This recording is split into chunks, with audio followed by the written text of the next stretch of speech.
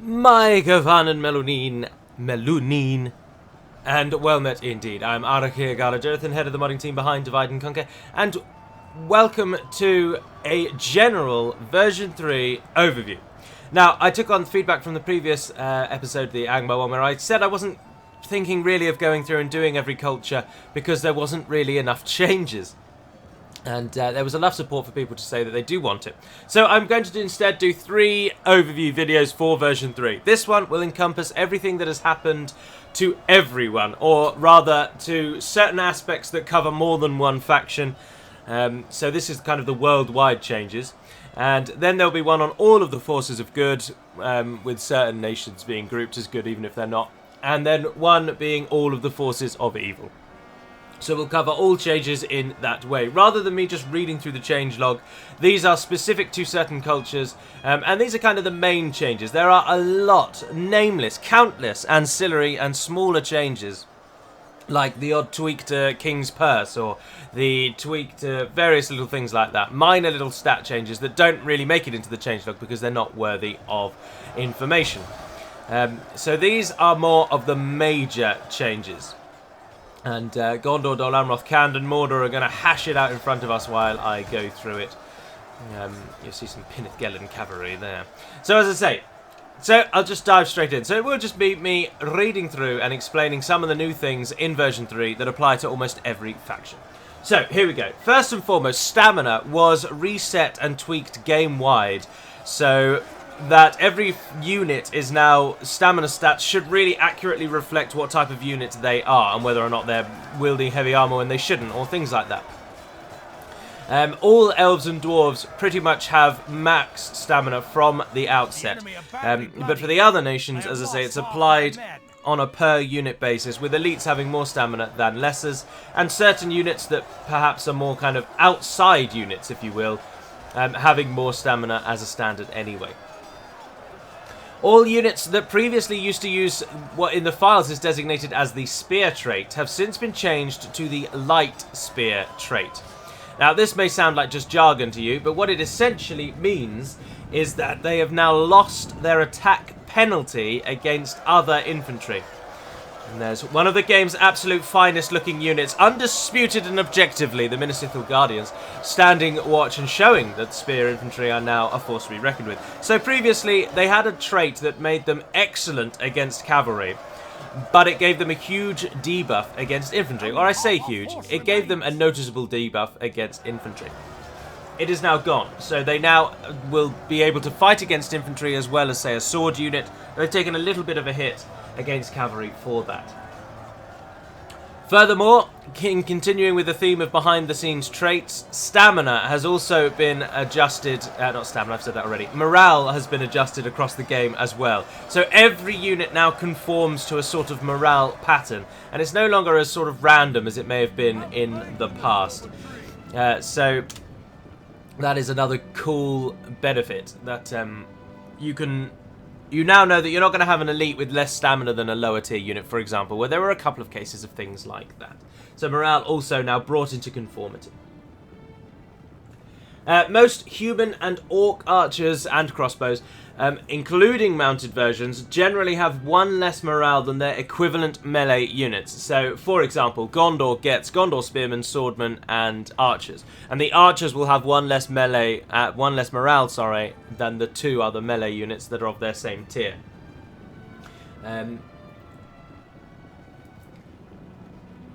But certain archers that maybe are more bred for battle, such as Osgiliath veterans, will have the same morale. That is unchanged. The Lambden clansmen, speaking of morale, have just decided against engaging Mordor's entire army and are now fleeing, which is always nice to see. Crossbows have been tweaked with the introduction of a new animation, a faster firing crossbow animation that we previously did not know was in the files, and we now do.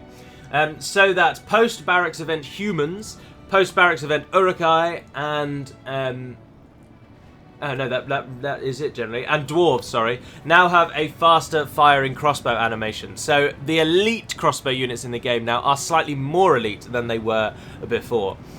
Oh, no, isn't that Sauron's bodyguard? No, that's Temple Marksman. I don't know if Sauron made it into this one, actually. Yeah, well, let's move it, because that man was flickering in and out. Yeah, they were about to hit the Morgul Chosen. Hal Beards, in keeping with the same theme as the spears, Hal Beards have been adjusted and edited now so that they too are now very, very good against infantry, and they no longer suffer large debuffs when fighting against infantry. So you can use your Hal Beards against the enemy ground troops without fear that they will die off. This, of course, though, has meant that they've lost a bit of a bonus against cavalry. So in many cases, Hal Beards' stats were tweaked and adjusted so that they'd still be very, very powerful overall.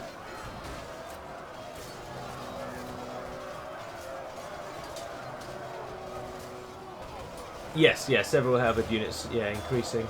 Also, all halberd units can now use the spear wall ability. So, in short, with those changes, stamina now is sorted across the board, and you shouldn't have any oddities. Morale is the same. Elite crossbows are now better than their lower tiers because they can fire faster, and spear and halberd units are now very good against everything. But they're slightly worse against cavalry than they were before, but they're slightly better against infantry than they were before. So, good changes all around. Now to cavalry, most Lancer cavalry... our general has died. Most Lancer cavalry, so cavalry that actually has an actual lance, and you'll know if they have a lance because they swap to a sword afterwards. They no longer get bonuses versus other cavalry. That has been taken away from them. And instead, sustained melee cavalry, or generally speaking, a cavalry unit that has a sword as standard, they now do get a slight bonus against other cavalry. So sword cavalry is now better against other cavalry than lance cavalry. Say cavalry more. Cavalry archers' missile attack generally improved across the board, making them a little bit more lethal. And all cavalry archers get a +2 bonus attack versus other cavalry. So the cavalry killers now, if you are a nation of horsemen, will be your horse archers and your dedicated sword cavalry. Your lance and spears are now better for killing the enemy. And there's Sauron's bodyguard. Or simply Sauron, as they are called. Of course, Sauron doesn't generate in custom battles, so you never get to see him, but his unit does. Cavalry archers and javelin cavalry have also been made slightly more accurate. So, in generally speaking with cavalry, the cavalry archers as well, have lost some defense skill and melee attack slightly reduced. So ranged cavalry is now more deadly at range but slightly worse in melee. Lance and spear cavalry is now your dedicated anti-infantry, and melee cavalry is now your dedicated anti-cavalry. So those changes have been set across the board. Those temple units are absolutely cutting a swath through Dol Amroth. Come on, you are Dol Amroth's finest! There's Talon Knights in there. Buggers. And now, of course, to the Ranger changes. So, the Rangers, of course, were changed across the board, and they now follow the following pattern. Athala Rangers of Dale and Dorwinion now have the farthest shooting range and the fastest movement speed. Dunedain Rangers have the highest missile damage, and they inspire nearby troops, which is quite nice. The Athelian Rangers have the highest accuracy and most arrows, plus they get a bonus against Oliphants, which is a minor point, but... So for the Rangers aspect, really, it's just that they have the most arrows and are now the most accurate. Baruthiel's Rangers have the highest defense skill and the highest melee, meaning Baruthiel's Rangers are probably the most long-lived Rangers, because they can survive in melee. Haleth Foresters, or Haleth Rangers, or I'm pretty sure they're called Haleth Foresters, of Enid Wythe. They now have the largest size of any Ranger unit, but their stats are a little lower than the others. So they go for quantity over quality. Greenwood Foresters of the Anduin Vale. They are the smallest in size, but they have the highest overall attack stats in terms of melee attack stats. And finally, the Shadow Rangers have simply been given poison arrows. So those are the differences now between your Ranger units. And then finally, to cover changes that affect everyone, we come simply to the ship overhaul. Of course, all ships were addressed and adjusted in version 3 so that there are no more clones in terms of names, and there are no more clones in terms of stats, and there's a clear progression in terms of quality, and it goes as follows. The best ship in the game is now the High Elven ship, which I believe is the Palaran. The names could be off. I've not written the names down like a fool. The second best ship in the game is the Ardanaim ship, which is the Balukazga. I can't remember which one it is. But anyway, the Black Corsair ship is now the second best in the game. The third best is the Gondor ship, which I think is called the Alcaronda. And then the next ship down is then the High Elven boat. So there are 2 tiers of ship for the High Elves, the Ardanaim and Gondor. They get a boat first and then a ship second.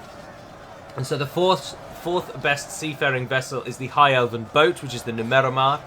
Then the Ardanaim boat, then the Gondor boat. And then finally, propping up the bottom of the table, the Enedwaith Dragon ship is second to last, with then the generic human boat, which I can't remember what it's called, Longship maybe?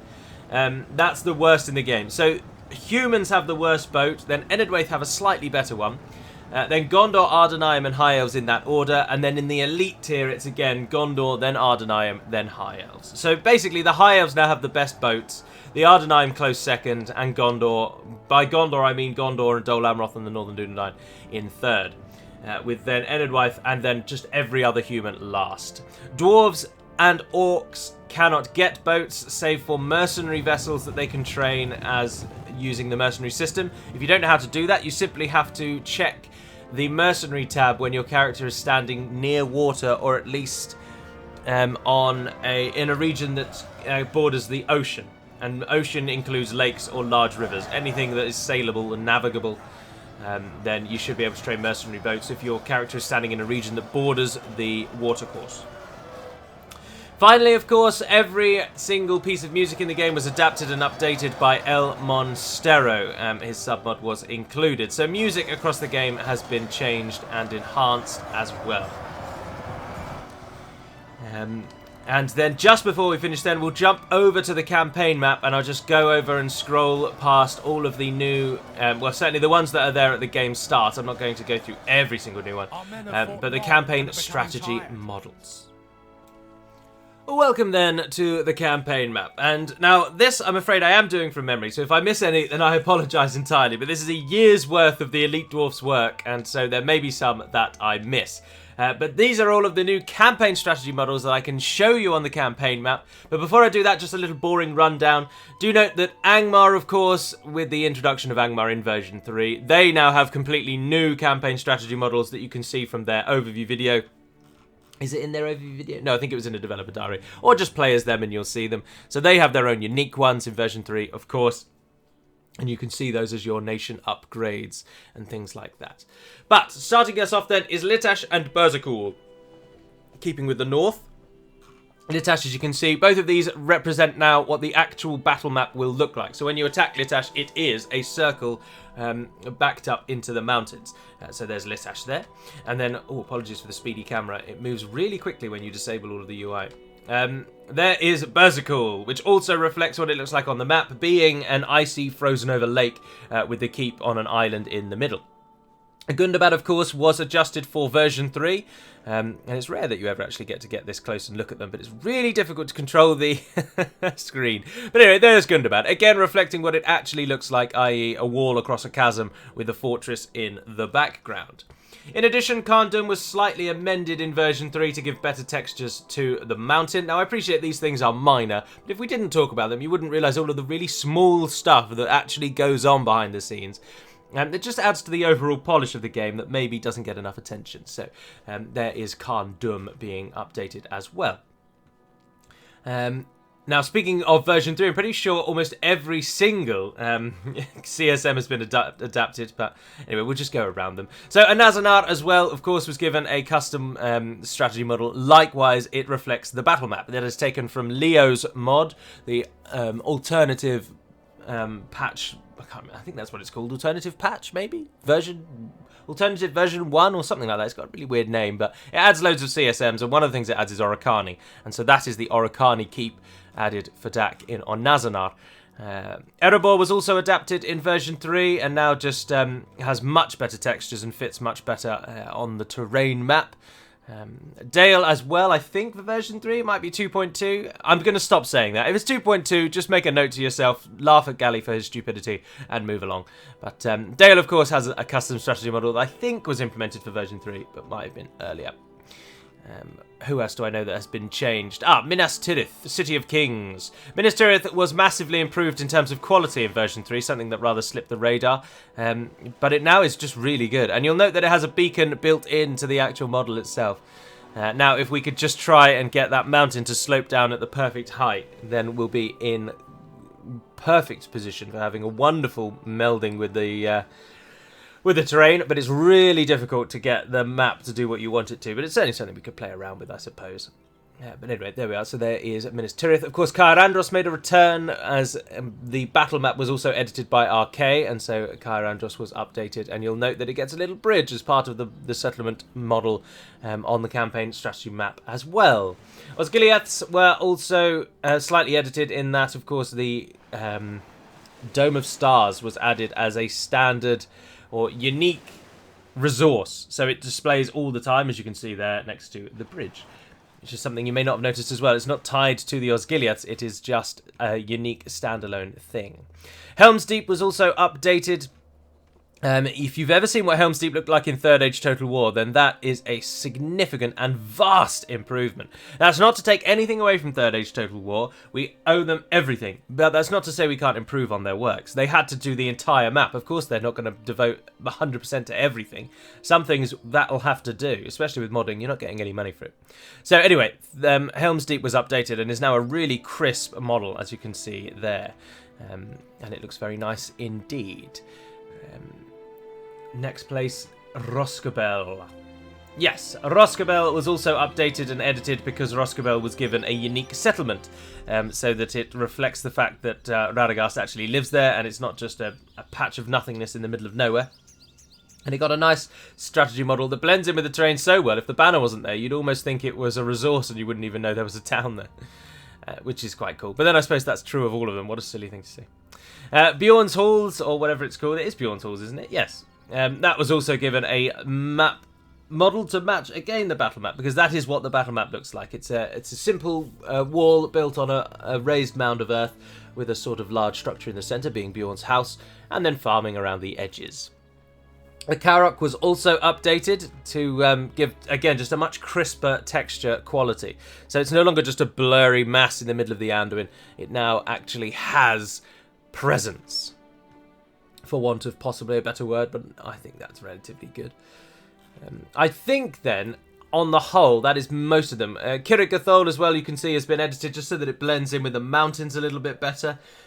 Rather than just being a standout mountain in the middle of a big gap, it now actually just flows naturally from the edge of the mountains. And if you're just passing, you can the colour shading is slightly different, but it is possibly the most blended settlement in the entire game now. Nothing matches the terrain as well as Kirit Gathol, if you ask me. For example, if you take a look at Dane's Halls, whilst a wonderful settlement and looking very, very good, because of course it has to be shrunken down in size and we can't reflect these large mountains, it's noticeable that it is a difference to the mountains around it.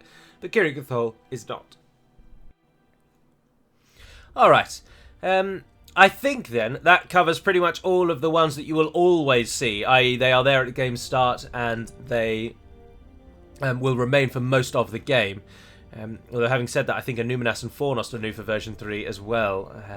But there's Numinas, again reflecting the fact that the main keep is on the lake, and there's a nice little moat as well that connects and protects the inner sanctum, or the housing rather, from the outer wall. And of course Fornost also has its ruined battle map model for the campaign map, and it updates to look much brighter and whiter.